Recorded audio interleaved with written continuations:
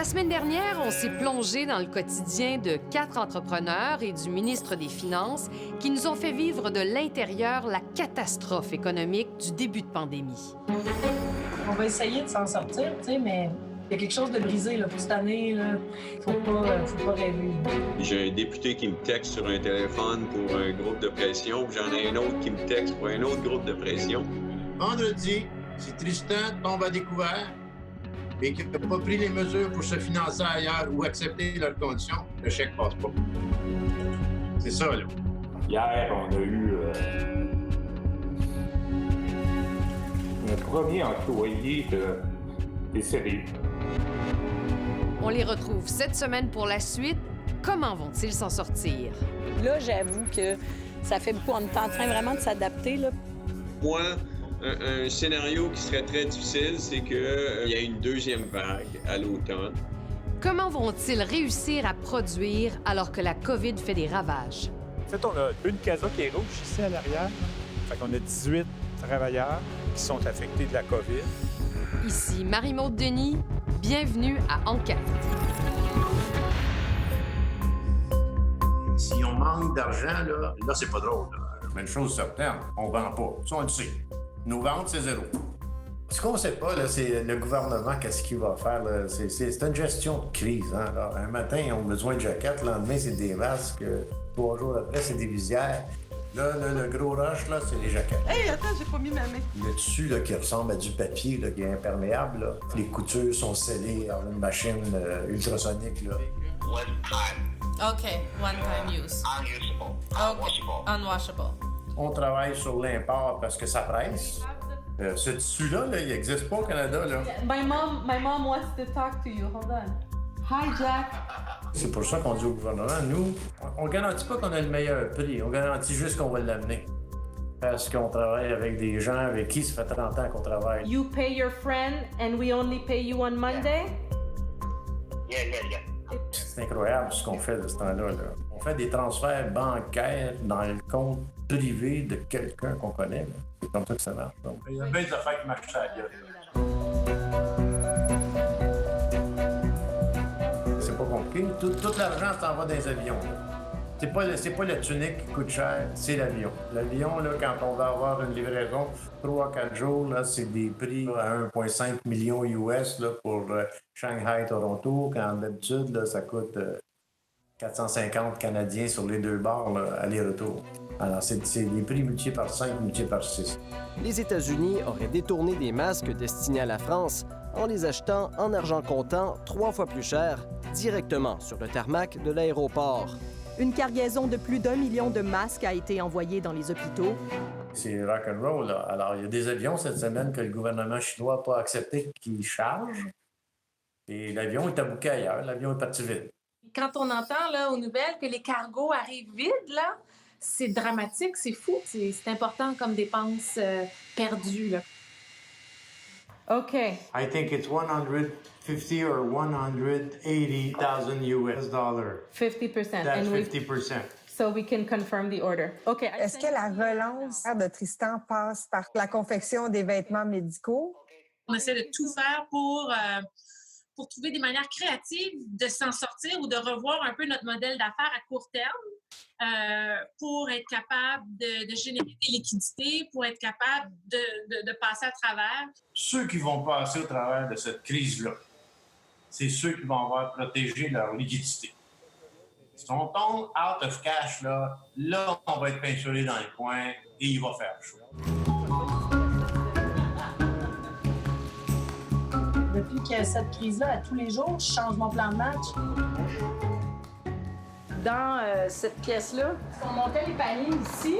Puis on a fait ça comme un 6-7 semaines de paniers. Gab, qui est juste là, faisait les livraisons.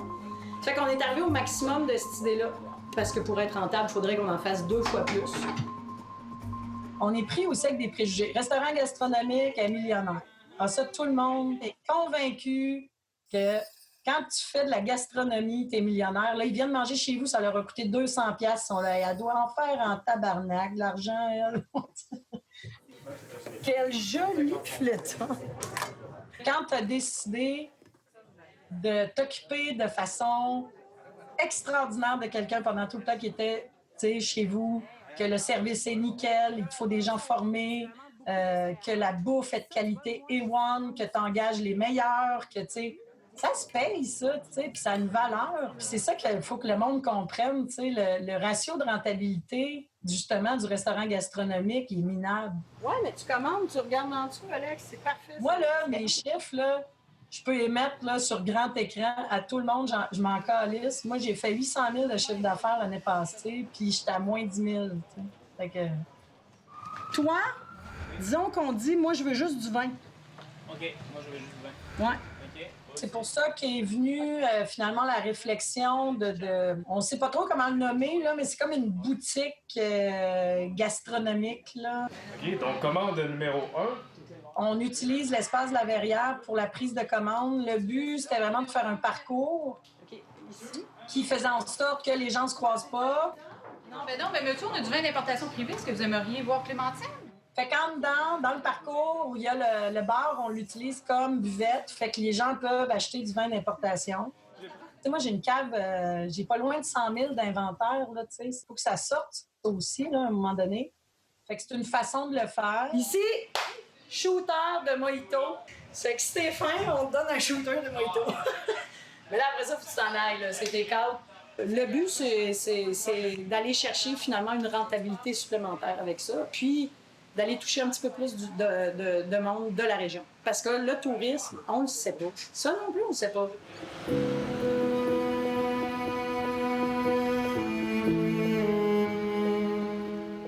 Quand on a commencé nos rencontres au tout début, une des premières choses que vous nous aviez dites, c'est « Moi, le moment qui compte, c'est le début juin. Parce que là, les récoltes commencent. Il faut que j'aie tous mes travailleurs. » Alors, est-ce que vous avez tous vos travailleurs? Ça bouge pas. Les faits, c'est qu'on a 44 travailleurs de rentrée sur 180, puis on est toujours au même endroit. Avant le 14 juin, on peut payer pendant une semaine avec d'autres travailleurs, puis on peut arriver à le faire. Mais sur une plus longue période, là, c'est sûr qu'à partir du 15, 20 juin, 25 juin, là c'est ta date limite après ça. Après ça, c'est la catastrophe. Il n'y a pas personne qui pensait qu'on allait vivre une crise comme ça. C'est extrêmement difficile. La grande différence, pour moi, d'un point de vue personnel, c'est le niveau de stress.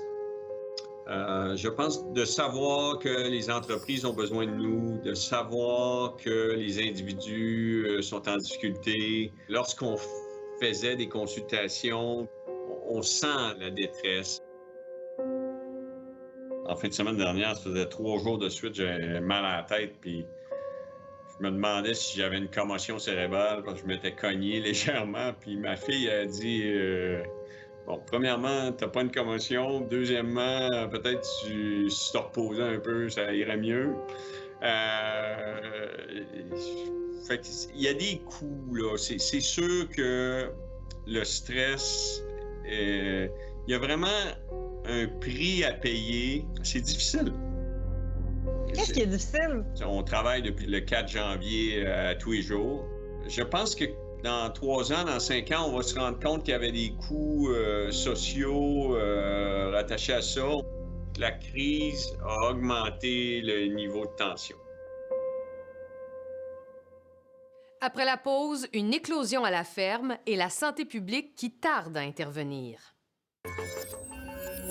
Moi, je peux te dire, ils sont absolument pas préparés pour ça actuellement. On le vit.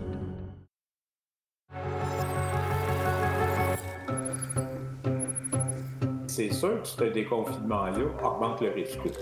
C'est comme clair. Moi, je me vois comme une entreprise qui est très à risque, principalement parce qu'on a des gens qui habitent beaucoup dans les mêmes logements, puis ça m'inquiète au plus haut point. Allez parler de ce qui est arrivé en Floride. Est-ce que, d'une certaine façon, vous allez faire un rappel à l'ordre avec ça? C'est sûr que ce qui s'est passé en Floride, c'est certain que je vais en parler. Ça n'a pas un gars de 80 ans là, qui est décédé, c'est un gars de 40 quelques années. Là.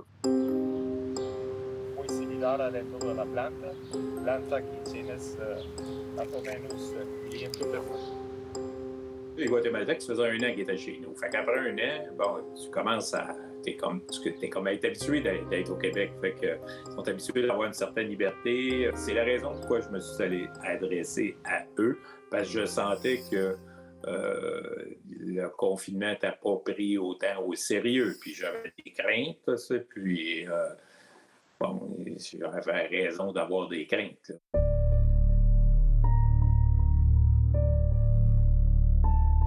Qu'est-ce que j'anticipais arrive présentement? On a 10 travailleurs guatémaltèques confirmés qui ont la COVID présentement.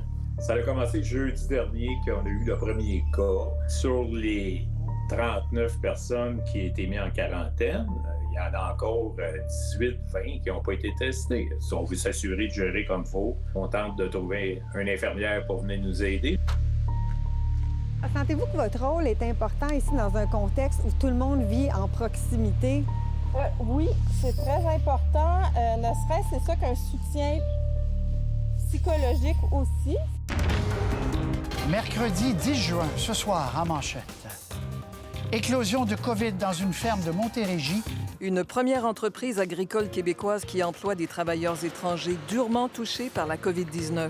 Le producteur maraîcher, qui a lui-même dû mettre en place des mesures exceptionnelles, estime que la santé publique du Québec n'est pas prête pour ce genre de situation. Pensez-vous, Jerry, qu'ils se rendent compte que les fermes pouvaient devenir des zones rouges et des foyers de contamination? Moi, je peux te dire, ils sont absolument pas préparés pour ça. Actuellement, on le vit. En fait, on a une casa qui est rouge ici à l'arrière, où on retrouve environ 12 travailleurs qui sont dans cette casa-là. Dans une autre qui est à l'arrière de nous, on retrouve 6 travailleurs qui sont là. Fait qu'on a 18 travailleurs qui sont affectés de la COVID. Qu'est-ce que vendredi, je voulais? C'est qu'une unité de la santé vienne chez nous. Notre souhait, ça serait de tester tout le monde. Mais il y a encore beaucoup de réticence à tester les gens. Là, je pensais que c'était pleinement ouvert, mais c'est pas encore le cas. Et là, on nous disait non, il faut attendre qu'il y ait des symptômes, on ne les teste pas s'il n'y a pas de symptômes. Cette personne-là qui était positive, elle a vécu combien de temps positive avec les autres gens? 3 jours, 4 jours, 5 jours, je ne sais pas. Avant qu'elle démontre des symptômes. Ils ne réalisent pas actuellement la vitesse que ça peut se propager à l'interne, puis on peut créer un foyer très rapide. La partie difficile, c'est la partie médiatique où tu as 300 personnes qui veulent que tu répondes en même temps. Puis physiquement, tu n'es pas capable de faire ça.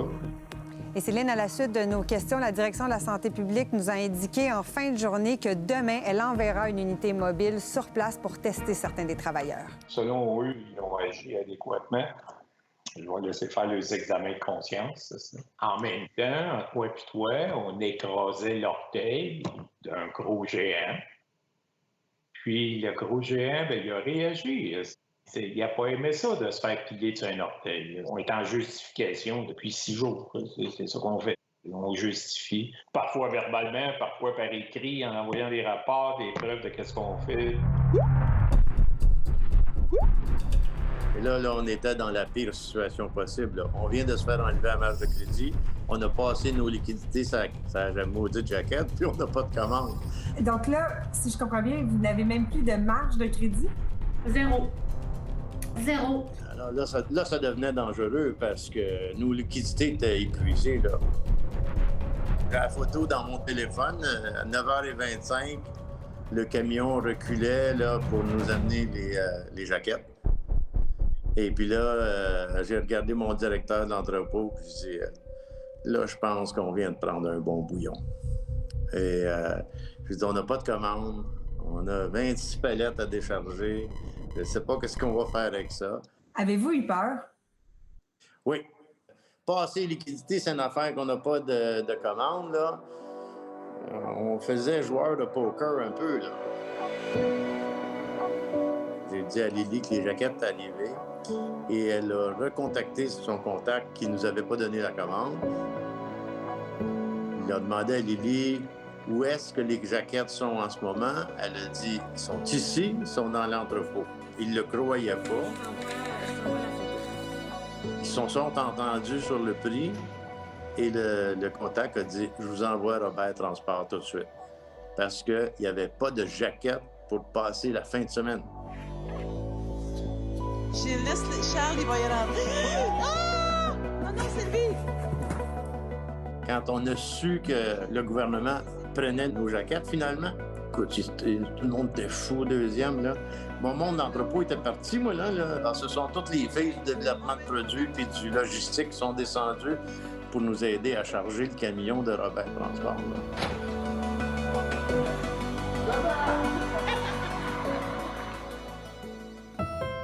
Le Québec a fermé approximativement 40 % de son économie au mois d'avril pour contrôler la pandémie. Et là, mai, on déconfine progressivement. Le 30 avril, là, j'ai dit en passant, j'ai une bonne nouvelle pour vous, c'est que le mois d'avril, c'était le pire. Okay? Puis là, mai, on déconfine doucement.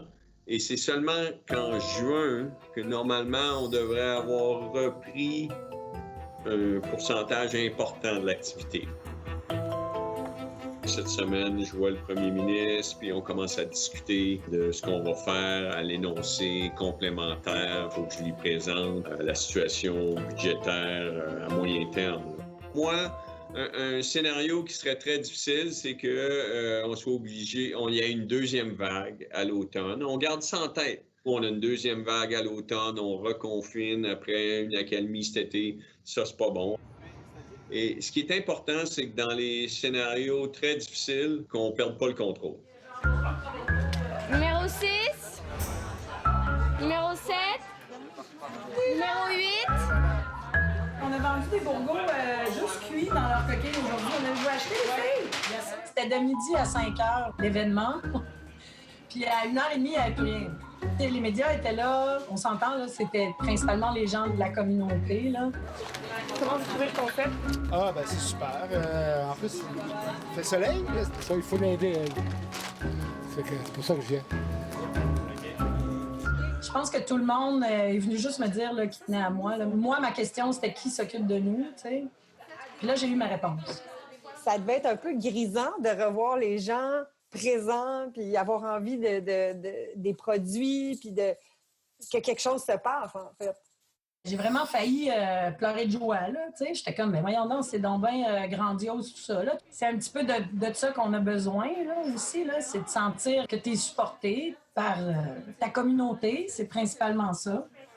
Tu sais, même si on transformait le restaurant en genre de petit marché de l'autonomie alimentaire, ça ne sera pas suffisant, là, pour qu'on puisse s'en sortir.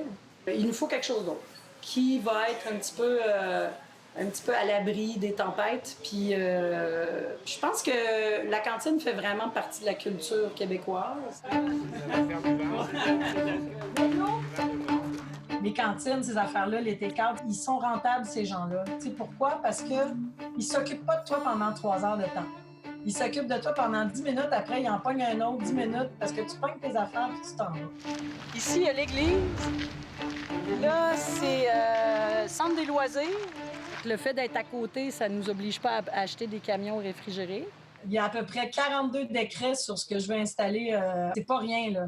Tu sais, si l'urbanisme dit oui à ce projet-là, eux autres, leur gros problème, c'est si on te permet à toi de t'installer là, il va falloir qu'on puisse permettre ça à d'autres, tu sais. Mais moi, je leur disais, j'ai mon restaurant ici, le lieu physique, tu sais, du resto existe. Tu sais, c'est logique que j'ai un sous-produit de mon restaurant, tu sais, à côté de mon restaurant, là. On va prendre les mesures de la table sandwich. Okay. Là, on aurait du stainless ici, là. Puis, je vais me réinventer, mais il faut de l'ouverture, là. Il faut que... Il y a des choses qui ne seront plus possibles parce que dans les situations financières dans lesquelles on est, il faut trouver le moyen de faire de la business simplifiée. Ton container avec les 2 portes de garage, ça serait intéressant pour nous autres parce que... L'urbanisme puis la ville a fait beaucoup d'efforts pour essayer de faire une espèce de permis temporaire. On veut que vous vous assouplissiez, puis on veut pas être obligé d'investir 400 000 pour vendre des patates. Tu sais, le projet là, que j'ai présenté, c'est 40 000. Et c'est le coût total du projet, là. Moi, je le voyais versatile que tu peux aussi prendre des commandes de là, puis les portes de garage, tu les utilises pour ta cuisine. Nous, on voudrait ouvrir à la Saint-Jean-Baptiste. Ouais. C'est dans 3-4 semaines, hein? Ouais. On va aller vite. Oui, en attendant, on va commander des patates. Après la pause, un ministre des Finances qui marche sur des œufs. Il y aura une situation très difficile dans les finances publiques. J'essaie spécifiquement de ne pas utiliser le mot crise. Après des semaines de confinement et de déconfinement, c'est l'heure de vérité pour le ministre des Finances. C'est le moment de dire aux Québécois quel sera l'impact économique de cette pandémie. Vous allez voir qu'il n'y en aura pas de facile. On aura une meilleure idée de l'impact financier de la crise au Québec ce matin. Le ministre des Finances, Éric Girard, va déposer un énoncé budgétaire complémentaire à 10h30. Moi, ce chiffre-là, le 10 m'a fait sursauter, puis on le met pas vraiment de l'avant nulle part dans OK, je vais garder mon inside information pour moi. Ce matin, j'ai pratiqué, puis là, ils ont dit « Ah, il y a trop de chiffres, Éric. Enlève ces chiffres-là. » Puis des fois, moi, je connais les chiffres en détail, je connais les numéros de page, les notes de bas de page. La réponse à donner, c'est « Écoutez, mon collègue travaille sur ça. » Non, mais la réponse, c'est qu'un plan de 10 ans, réévalué à tous les années. Je fais un effort, j'essaie d'être le plus précis possible. Mon équipe, ce matin, vous savez, on fait des dry runs, alors il y a beaucoup de périodes de questions simulées. Votre équipe qui vous rappelle de ne pas dire des mots comme annualiser pour être sûr que les gens vous comprennent. Ils n'aiment pas un nominal aussi. Oui. Est-ce que c'est un défi pour vous de rendre ça concret? Bien, je pense que le ministre des Finances, il a un rôle de bien vulgariser l'information. Alors, c'est important d'être compris.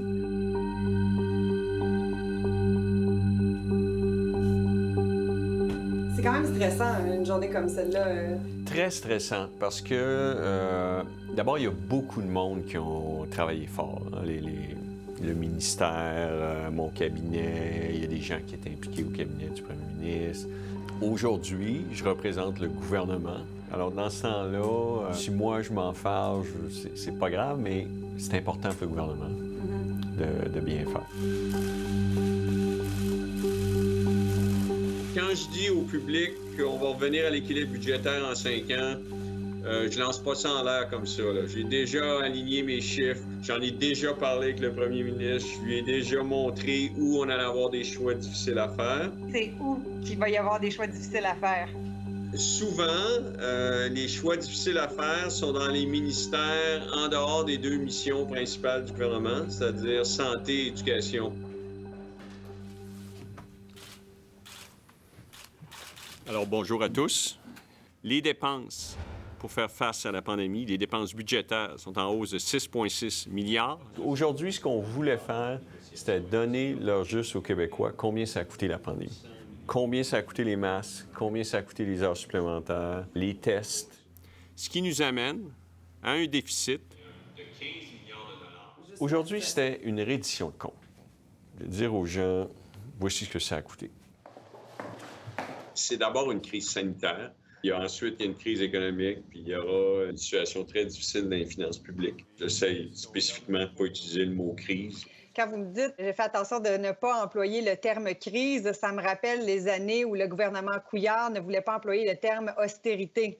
Bien, en tout cas, ce ne sera pas de l'austérité, je peux vous dire ça. Là. Les gens choisiront les termes qu'ils veulent. Là.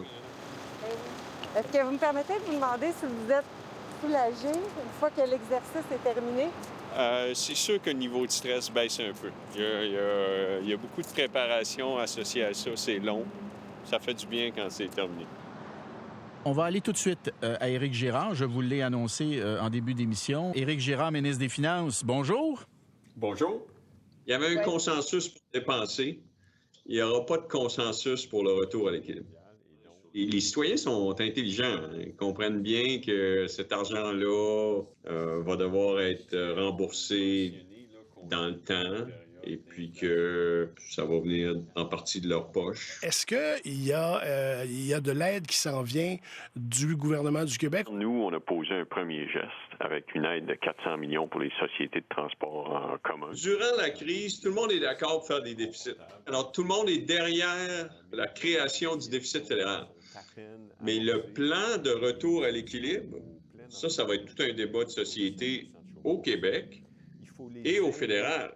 Avez-vous l'impression qu'en quelque sorte, vous êtes déjà en train de jouer votre carrière politique sur comment le gouvernement va prévoir des choses? J'ai vraiment pas l'impression de jouer ma carrière politique. J'ai l'impression qu'on est dans une très sévère récession et qu'il faut vraiment être concentré pour faire le mieux qu'on peut.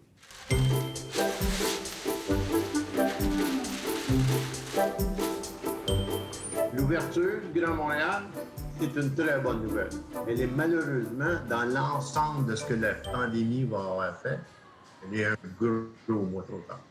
C'est un gros mois. Ce mois-là, on n'est pas loin du 1er juillet. Je connais pas personne qui va envoyer son loyer d'avril. Et j'en connais pas beaucoup, puis moi, d'envoyer celui de mai. Je suis 5 millions dans le trou, puis j'ai pas ouvert la caisse enregistreuse encore. Et quand je vais l'ouvrir, tout le monde m'a dit que je vais faire 20 % de ce que je faisais l'année passée. Et en plus, je vais vendre mon stock à moitié prix. Donc, c'est pas rose, là. C'est ingérable. Moi, ça va être le combat de ma vie. Les centres d'achat, là. Les centres d'achat, tout ce qu'ils ont réussi à faire, c'est de dire on va reporter les loyers d'avril et mai à octobre, novembre, décembre. Peux-tu prendre une petite cuillerée de soupe, toi aussi, là? OK, bien, je te tiens au courant. Alors, ils nous sont revenus hier avec une contre-proposition. Ben, qui fait pas la vérité, c'est qu'il fait pas l'affaire du tout. Quand on est rendu là, à payer 30, 40, puis 50 % des ventes en loyer, c'est juste pas soutenable, c'est juste pas viable. Si en plus de ça, il faut payer 3 ou 4 mois de loyer alors qu'il y avait 0 revenu, mais ça fait juste nous tuer en octobre au lieu de nous tuer maintenant. Nos pertes, nous autres, sont pognées, sont faites, là. On peut plus leur en donner. Il y en a plus. Il n'y a plus de Smarties dans le bocal. Pas du fond. Comment on peut nous expliquer ça? Je ne sais pas, ils ne comprennent pas. Le détaillant de vêtements Reitman se place sous la protection des tribunaux. Gérald, le groupe Aldo se place à l'abri de ses créanciers. Oui. À la question « Est-ce que Tristan est en danger? » Bien, la réponse, c'est pas non, c'est oui. Est-ce que Tristan est en danger? Oui. Est-ce que la plupart des détaillants sont en danger? Oui. Alors, si on ne veut pas régler ça en bon retailer, en bon client, vous ne ferez pas de dessin, là. Il y a des procédures légales pour faire ça. C'est-à-dire? Il va falloir se placer sur la protection. La loi sur l'arrangement avec les créanciers vous permet de mettre fin à un bail. C'est la seule chose qui nous reste au bout de ligne, là. Si on n'est pas capable de s'entendre, on va être obligé d'aller là. Vous vous donnez jusqu'à quand avant de brandir cette carte-là de la loi de la protection des créanciers? Pas longtemps.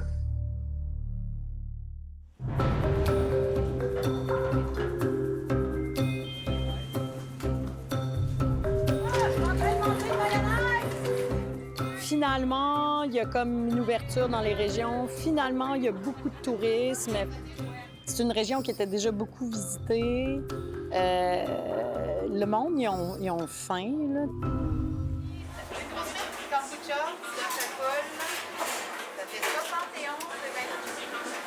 Au niveau du volume, je fais 2 fois plus de volume. 600 livres de patates, 16 litres de mayonnaise. T'sais, nous, en format gastronomique, on n'a jamais fait ça. T'sais, des chaudières. Il y a des fils. Oui, je sais. Quand tu vois ça, tu te dis quoi?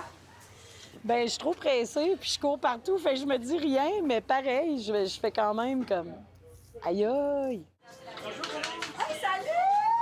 Comment ça va? Il y a beaucoup de gens en ce moment qui me demandent, mais là, est-ce que tu vas rester comme ça? Est-ce que tu vas refaire ton restaurant? Mais moi, je fais juste... moi, je survis. C'est pas quelque chose que j'avais prévu, là, que ce restaurant-là deviendrait, si on veut, un petit peu comme une fenêtre sur l'évolution de la cuisine au Québec. C'est là où il est mon deuil. Là. C'est la passion de départ, c'était vraiment d'amener la cuisine ailleurs, au Québec. Je renonce un peu à la représentation de la gastronomie aussi à l'étranger puis à l'international, parce que tu vas pas révolutionner la cuisine à l'étranger avec une cantine. Ça, c'est vraiment pour les gens d'ici. Il y a quelque chose d'intéressant aussi dans cette formule-là. Ça serait beaucoup plus facile pour moi de déléguer, de standardiser à quelque part, tu sais, de faire des recettes un peu plus simples, toujours avec des produits de bonne qualité, mais oui, effectivement, c'est moins stressant. C'est moins stressant. Ça te paraît pas quand on te regarde aller? Après la pause, Tristan frappe un mur. Je me vois l'entrée à l'épicerie à Napierville, là.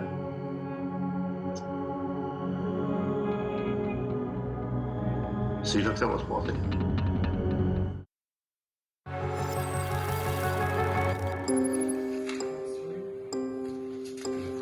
C'est la liste de créanciers.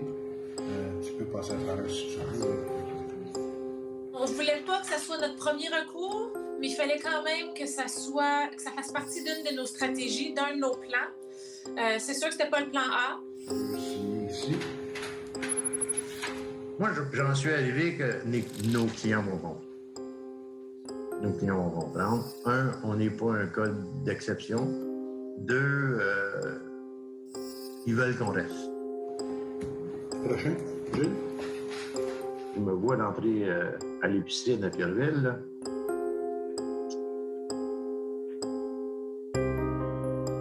C'est là que ça va se passer. Mais qu'est-ce qui va se passer à l'épicerie à Napierville? Ben, je veux dire, c'est mon patelin, tout le monde me connaît, tu sais. On est kid of the town, là. On est un peu une source de fierté pour le monde. Et là, un mauvais bulletin.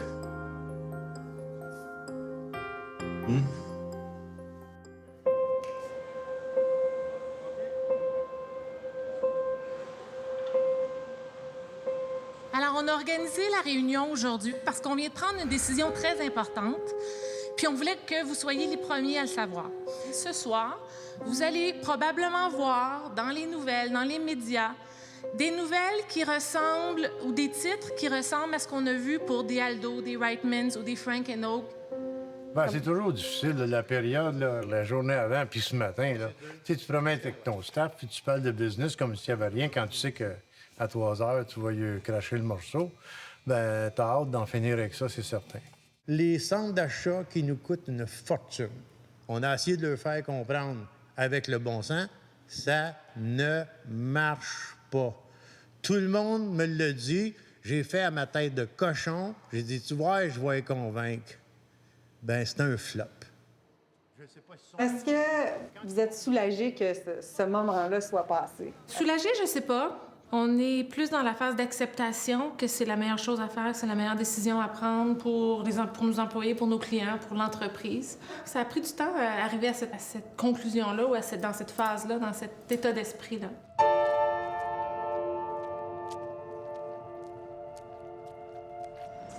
Ça va pas dans l'eau. Oui. C'est au tour de la chaîne de boutique Tristan de demander la protection des tribunaux pour éviter la faillite. Il va y avoir dans les prochaines heures la couverture médiatique, les réseaux sociaux. Ça, j'ai moins hâte, oui. Pourquoi? Qu'est-ce que vous craignez? Ce que j'aime pas, c'est le nom de la loi. Dès qu'il y a faillite et insolvabilité dans le nom, je veux pas que les clients aient peur qu'on soit pas là ou qu'on ferme. Une décision logique et rationnelle. Mais ma business n'est pas que logique et rationnelle. On a une culture d'entrepreneurs qui vient de la campagne, nous autres, là. Alors, on est habitués à payer nos dettes. Et on fait attention à nos fournisseurs, on fait attention à nos clients. Alors, demain matin, quand vous allez arriver, bien, il va y avoir une réceptionniste à la réception, puis il va y avoir du café dans la cafetière. Demain matin, je veux que ma gang s'affaire à faire ce qu'on fait de mieux. Quand ils se seront séchés les larmes, là, il faut se forcer pour faire les plus beaux vêtements qui est possible. Alors, si on a le bon stock, on va s'en sortir. La situation est critique. C'est pas de gaieté de cœur qu'on a mis en place ces mesures-là. L'action, là, est dans la cellule de crise de santé. Là, on est dans la deuxième vague. C'est le premier ministre, c'est le Dr Arruda, c'est Christian Dubé, Lionel Carman, Marguerite Blais. Cette cellule de santé-là, c'est eux qui ont la pression. eux, ils ont du vrai stress là, dans les hôpitaux et les CHSLD. Merci beaucoup. Merci.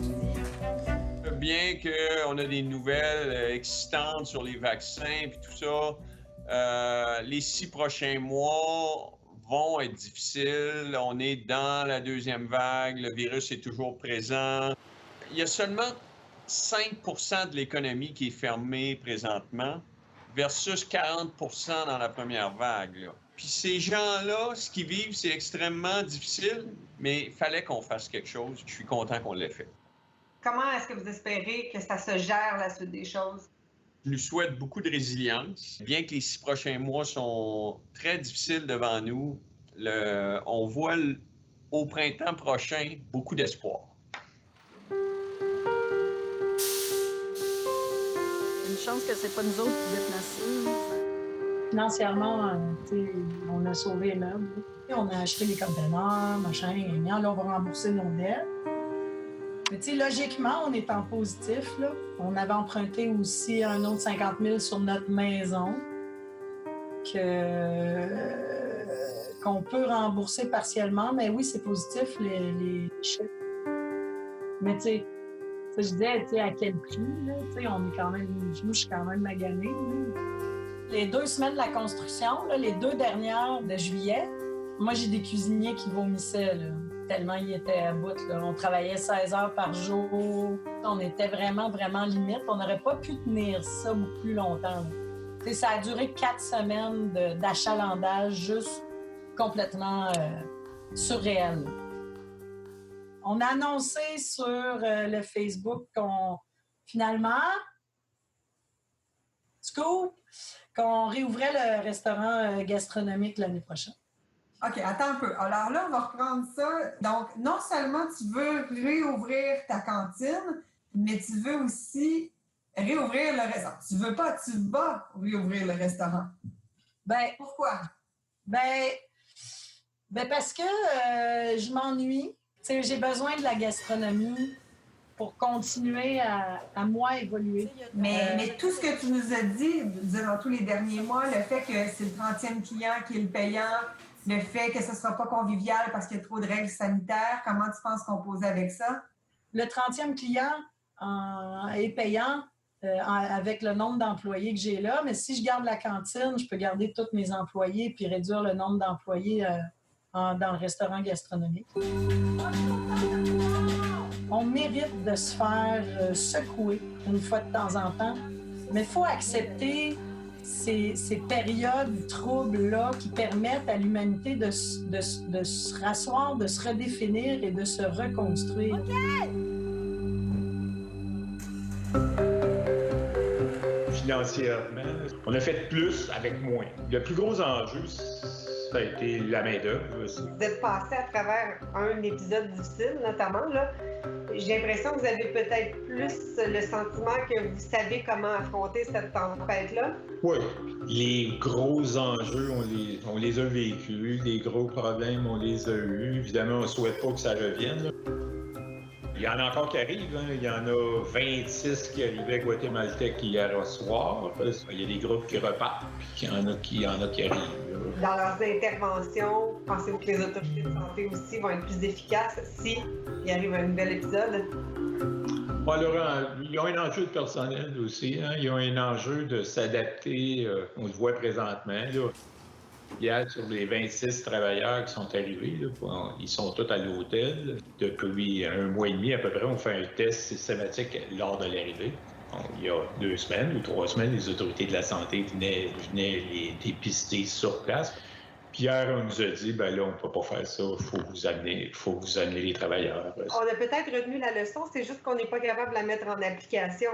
C'est ça. C'est ça. Moi, je crois que c'est exactement ça. Là. C'est pas parce que les dirigeants ils souhaiteraient peut-être ça, mais en même temps, il faut que les ressources humaines pour être capables de le faire. C'est pas pareil comme moi. Là. Ça ne veut pas dire qu'on ne sait pas quoi qu'il faut qu'on fasse, mais il faut aussi avoir les ressources humaines là, pour être capable de les déployer.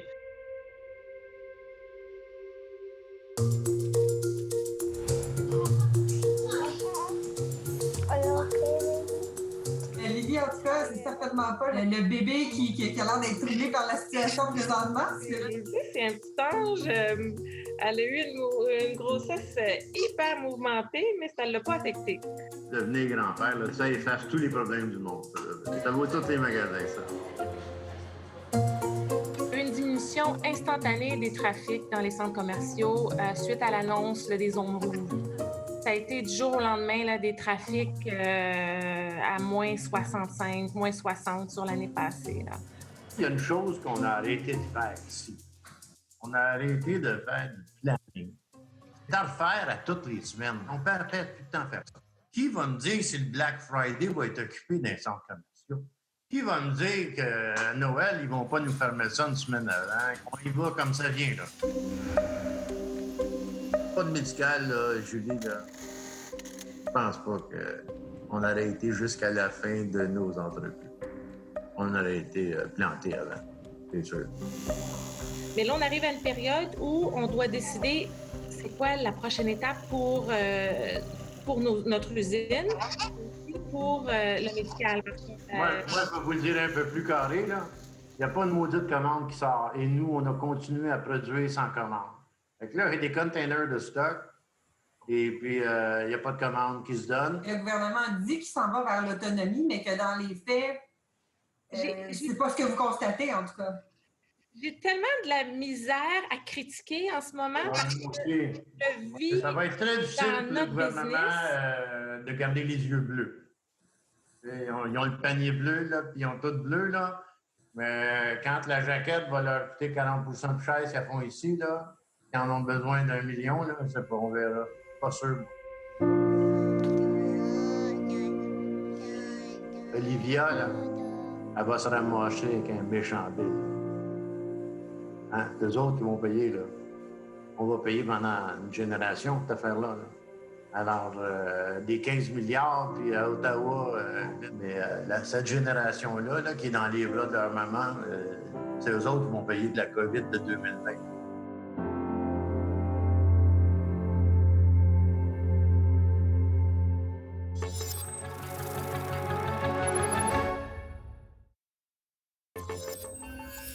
C'est comme ça que se termine l'émission pour ce soir. Au nom de toute l'équipe, merci beaucoup d'avoir été là et je vous souhaite de très joyeuses fêtes. Je vous donne rendez-vous le 14 janvier pour d'autres enquêtes.